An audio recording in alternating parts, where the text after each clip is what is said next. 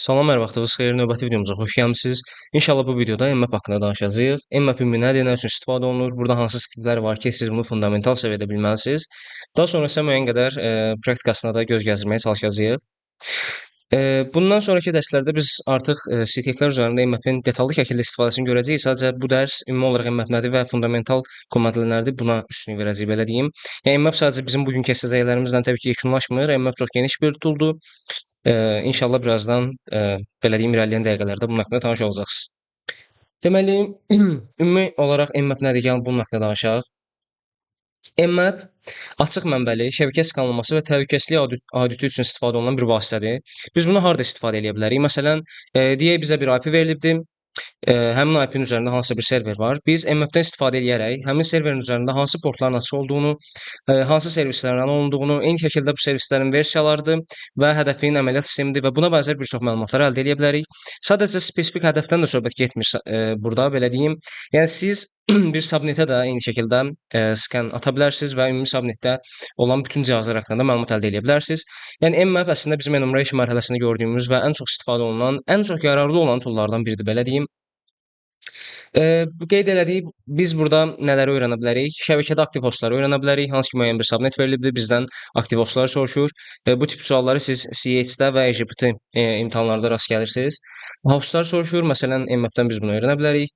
Eyni şəkildə açıq portları qeyd etdiyim kimi öyrənə bilərik. Servis və versiya təyin edə bilərik, əməliyyat sistemini müəyyən edə bilərik və vulnerability-ləri eyni şəkildə aşkarlaya bilərik.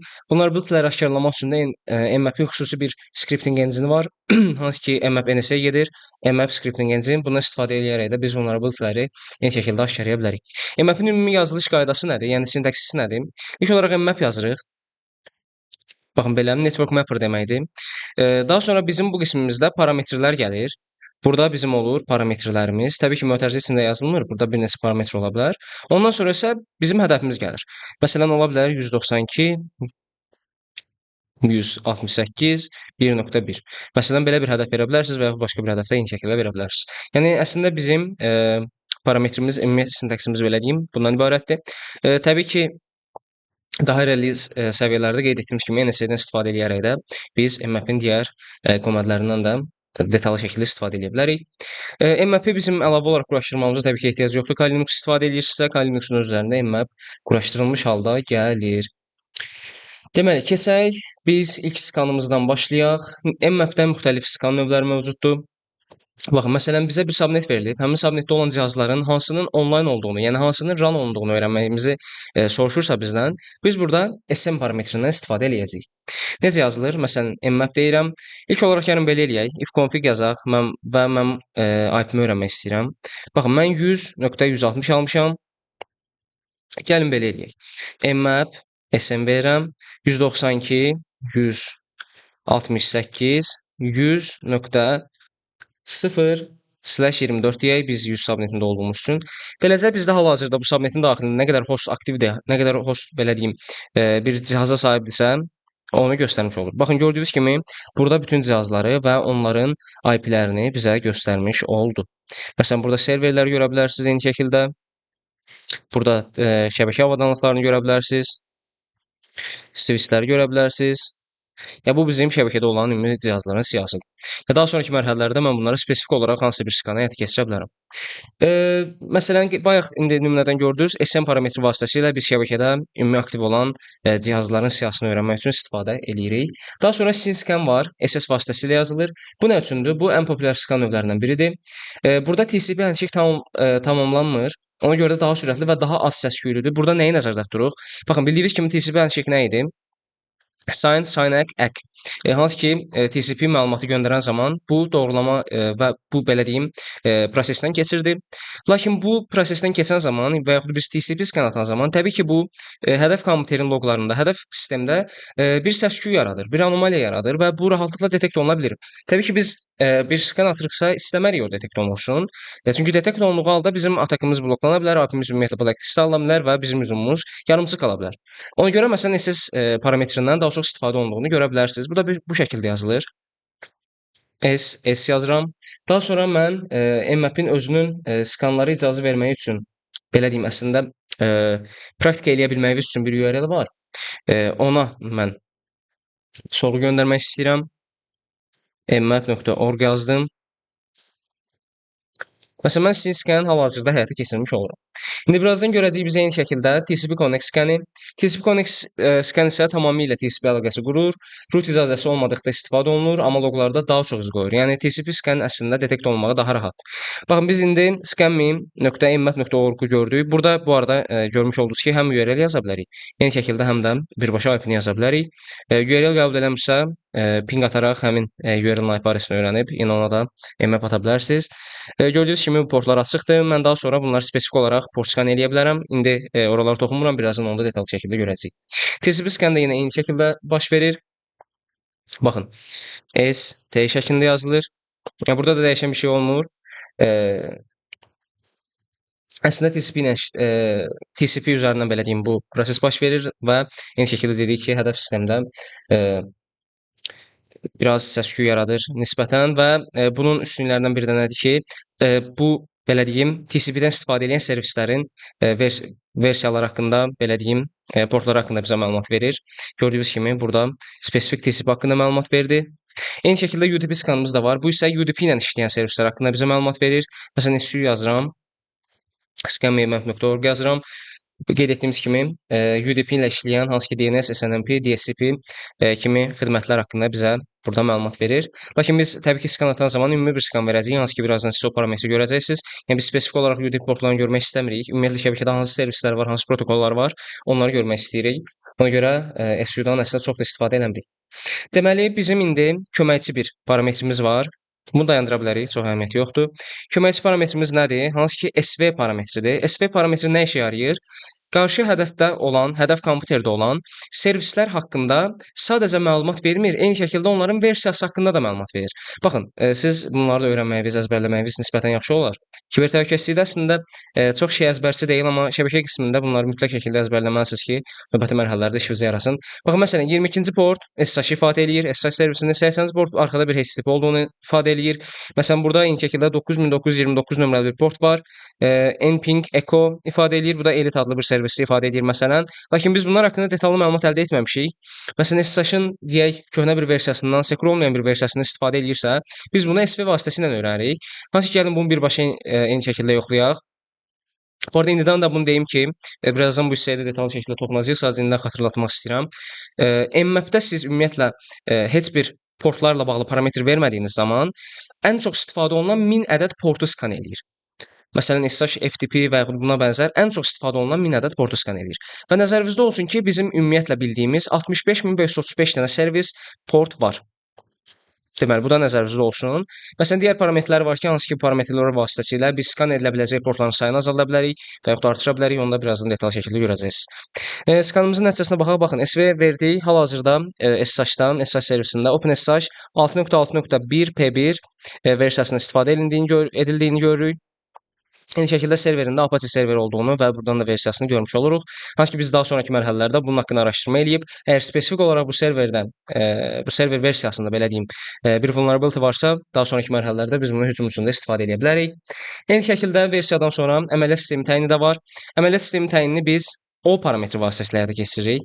Məsələn, o yazdım. Daha sonra mən şəbəkəmdə olan öz daxili şəbəkəmdən söhbət gedir. IP-lərdən birini test eləmək istəyirəm. Baxın, məsələn, mən bu IP-ni test eləmək istəyirəm. Bayaq dedik ki, belə bir IP hal-hazırda mənim şəbəkəmdə var. O vasitəsilə mən bunu test elədim.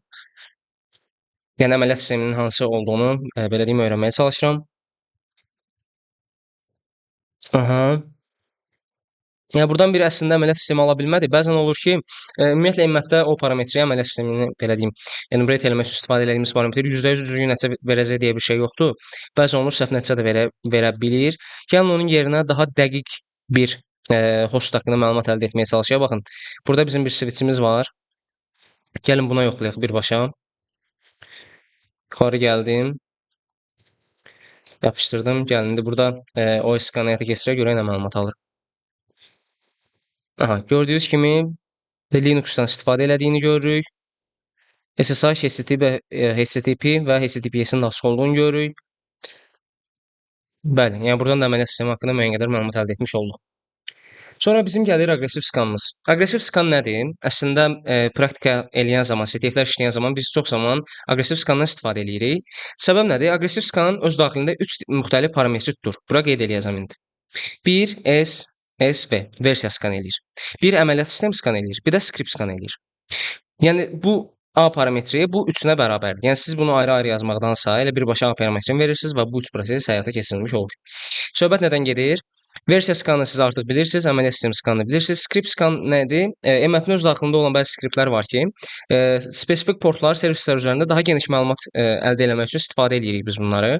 Həmçinin MF scripting engine-də də spesifik bunun haqqında nümunələr görəcəyik. Elə bil bu üç parametri özündə birləşdirir. Biz bu səbəbdən çox zaman aqressiv parametrindən istifadə edirik. Aslında aqressiv parametr verdim. Mən yenə eyni şəkildə düzdür, çox vaxt alacaq o subnetmə versəm, amma bu belə deyim, IP üzrə yoxlaya bilərəm. Switch üzərində görüm nə məlumat alırıq. Paralelində indi biz portların hissəsinə gəldik. Port haqqında məlumat əldə etməyə. Skan nəticəsi çıxsın, daha sonra isə portlar haqqında portları necə seçə bilərik, onları necə aralığını təyin edə bilərik və s. bunlara toxunacağıq. Baxın, məsələn gördüyünüz kimi hal-hazırda bizim skanımız nisbətən zəif gedir. Birazdan görəcəyik, bizim burada bəzi parametrimiz var ki, o parametrdən istifadə edərək biz skanın nəticəsini daha sürətli eləyə bilərik və yaxud daha yavaş eləyə bilərik. Söhbət nədən gedir? Sürətli eləyirik ki, təbii ki, praktika işləyən zaman daha sürətli nəticə əldə eləyək. Bu da eyni zamanda göndərilən sorğuların sayını ifadə edir. Hansı ki, böyük T parametri ilə biz bunu qeyd eləmiş olurduq. Qeyd etdiyim kimi, birazdan görəcəksiniz, hal-hazırda anlamadınızsa. Skan nəticəsi çıxsın, inşallah o hissələri göstərəcəm. Məsələn, biz burada T4 parametri versəydik, çox sürətli şəkildə bunu həyata keçirmiş olacaqdıq.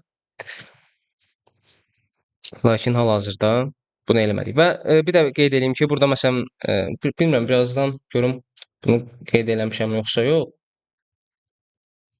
Bunu yox, qeyd eləməmişəm. Ancaq V yazaraq verboz deməkdir. Yəni biz gördüyünüz kimi hal-hazırda baş verən prosesləri bilmirik. Yəni MF bizim qarşımıza bu nəticələr çıxardan zaman hansı prosesləri icra eləyir, bunun haqqında məlumatımız yoxdur. Məsələn, çıx V parametrindən istifadə eləyərək mən daha detallı məlumat əldə edə bilərəm. Çıx V yazıram və arxada baş verən proseslər haqqında mənə məlumat verir. 2 dənə V yazsam daha çox məlumat verir, 4 dənə V yazsam yenə eyni şəkildə daha çox nisbətən daha çox məlumat vermiş olur mənə. 99% bitib deyir. Space yazaraq siz hal-hazırdakı status haqqında məlumat əldə edə bilərsiniz. Neçti qaldı. Mən bir dənə də terminal açmaq istəyirəm. Bunu gözləməyək.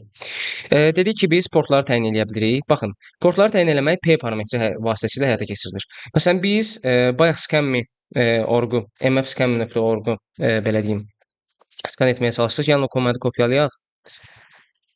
Bir də vaxt itirməyək. Mən indi bunu skan eləmək istəyirəm, düz deyilmi? Mən indi bunu skan elədim. Konkret biz burada gəlin, hətta boş verək, sadəcə portları öyrənək. Görək hansı portlar var.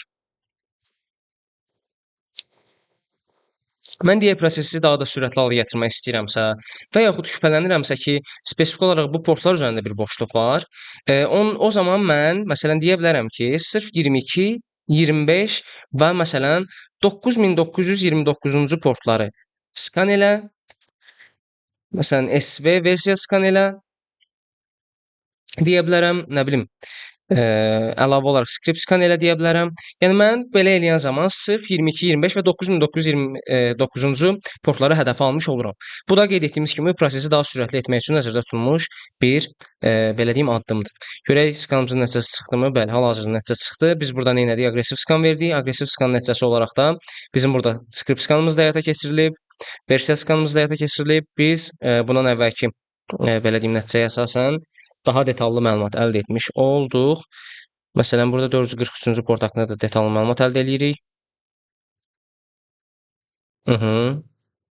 Nəysə, yəni siz bunun da outputunu görmüş oldunuz. Baxın, məsələn, mən spesifik olaraq portları verdim və sırf bu portlar haqqında mənə məlumat çıxartdı. Bəli, yəni belə də biz spesifik portları təyin edə bilərik. Əlavə olaraq, məsələn, mən port aralığı da verə bilərəm. Bayaqki komanda qayıdaq. Məsələn, mən deyə bilərəm ki, tutalım 1-ci portdan 1000-ci porta qədər skan elə. Bunu da bundan istifadə edərək həyata keçirə bilirəm. Bu zaman nə edəcək? Mənim hədəf belə deyim sistemimdə 1 və 1000 portları arasında nə qədər servis aktiv port varsa, sadəcə onların nəticəsini mən çıxardacağam. Məsələn, bu zaman 9929-cu portu və yaxud da ondan daha yüksək səviyyədə olan portlar S1 haqqında mənə məlumat vermiş olmayacaq. Bu da onda nəticəsini gözləyək.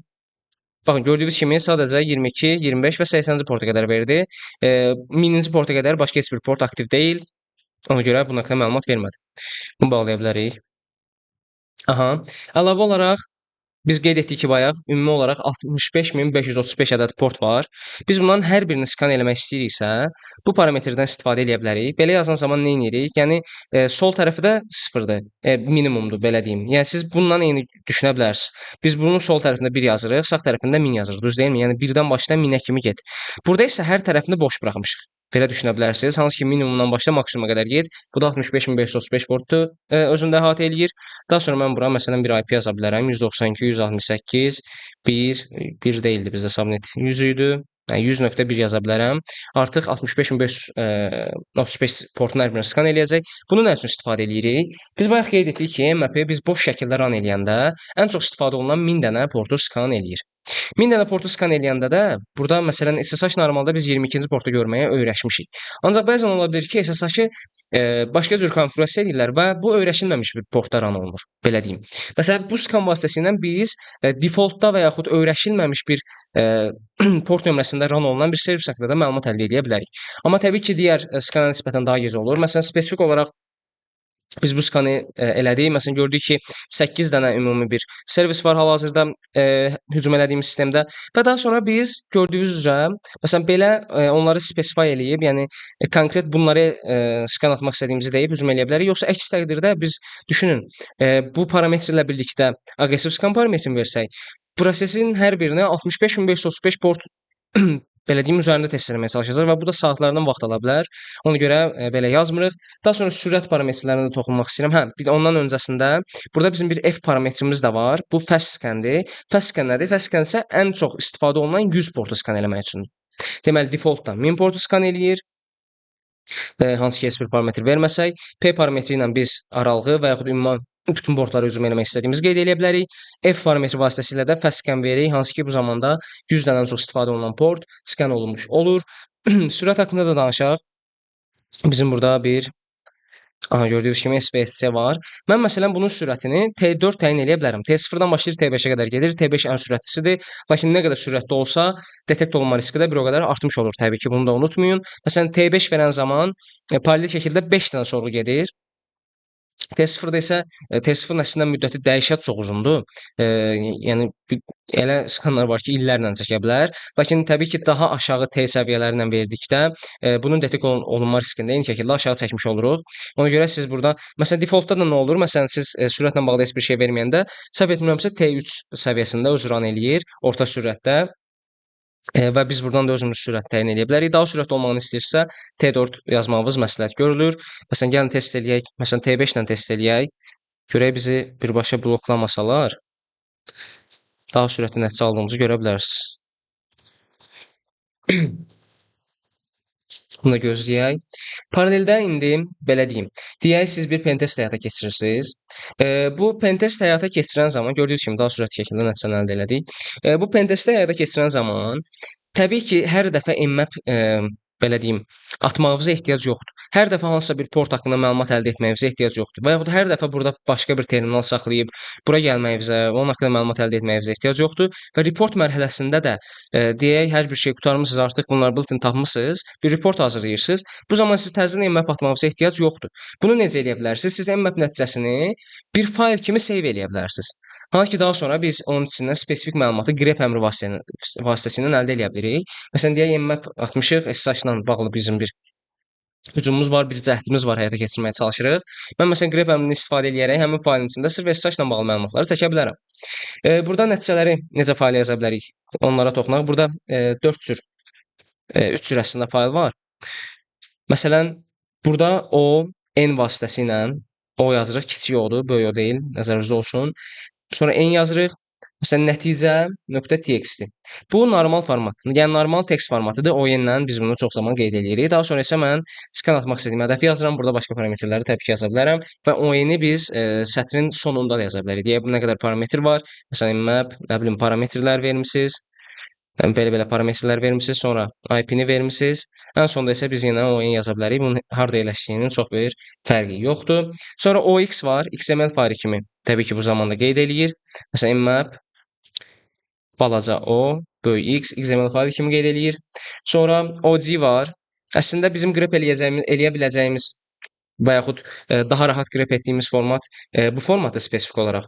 Məsələn, OG ilə biz GMF qeyd eləyirik. Hansı ki, biz daha sonraki mərhələlərdə bunun daxilində məlumatı rahatlıqla qrep eləyə bilərik, çəkə bilərik. Məsələn, spesifik bir seksiya haqqında deyə məlumat əldə etmək istəyirik. Bu zaman OG faylı üzərindən belə deyim, save eləməliyik, daha sonra məlumatları əldə edə bilirik. Amma ən salamat, ən belə təhlükəsiz variant nədir? OA yazırsınız. Bayaq qeyd etdiyimiz 3 fayl formatında da save eləmiş olur. Deməli, scripting engine var. Scripting engine-ə əslində bu dərs çox toxunmaq istəmirəm, ancaq ümumi qaydalarını göstərmək istəyirəm sizə. Ümumiyyətlə, scripting engine çox genişdir, yəni bunun daxilində bir çox komand var. Ümumi biz defaultda olan tutalım skriptləri test etmək üçün bayaq gördük ki, C parametrindən istifadə edə bilərik, hansı ki, bu scripting engine-də olan default belə deyim, skanları test etmək üçün işimizə yarayır. Daha sonra biz spesifik olaraq hansısa bir skript run eləmək istəyiriksə, map'in daxilində skript yazırsınız. Daha sonra isə tutalım HTTP enum yaza bilərsiniz. Bunun yazılışında biraz fərq var. Məsələn, belə də yazıldığını görə bilərsiniz. Bərabər qoyulur. Ondan sonra tutalım SMB, enum, shares ola bilər. Hansı ki, SMB-də hansısa məlumatları enumerate eləmək üçün, share'ləri belə deyim, enumerate eləmək üçün istifadə edirik. Eyni şəkildə məsələn, mmap yazdım. Script yazaraq scripting engine-dən məlumat çəkmək istədiyimi, script çəkmək istədiyimi dedim. SMB, OS, Discover yazdım. Hansı ki, burada da əməliyyat sistemi üzərində bir belə deyim, skan həyata keçirə biləcəyimi qeyd eləmiş oldum. Scripting engine ilə bağlı biz növbəti belə deyim, videolarda CTF işləyən zaman detallı şəkildə görəcəyik. Yəni çox geniş olduğu üçün hal-hazırda onun haqqında çox danışmaq istəmirəm. Əslində defaultda və yaxud ümumi fundamental olaraq mmap haqqında bilməli olduğu hissələr bu qədər. Təbii ki, mmap'in başqa hissələri də var qeyd etdiyimiz kimi. Firewall bypass eləmək üçün bəzi addımlar var. Hansı ki, görürsən ki, firewall bəzən səni blacklistə sala bilər, APV-ni bloklaya bilər. Bu zaman sən skan ata bilmirsən. Təbii ki, bunları bloklamaq üçün, bypass eləmək üçün də mmap-in daxilində bəzi əmrlər var. İnşallah bunda növbət dərslərdə praktik eləyən zaman detallı şəkildə görmüş olacağıq. Bu dərslik bu qədər. Hansısa bir sualınız varsa, şərhlərdə və yaxud birbaşa mənə ünvanlaya bilərsiniz. Diqqətinizi üçün təşəkkür edirəm. Növbəti videoda görüşənədək.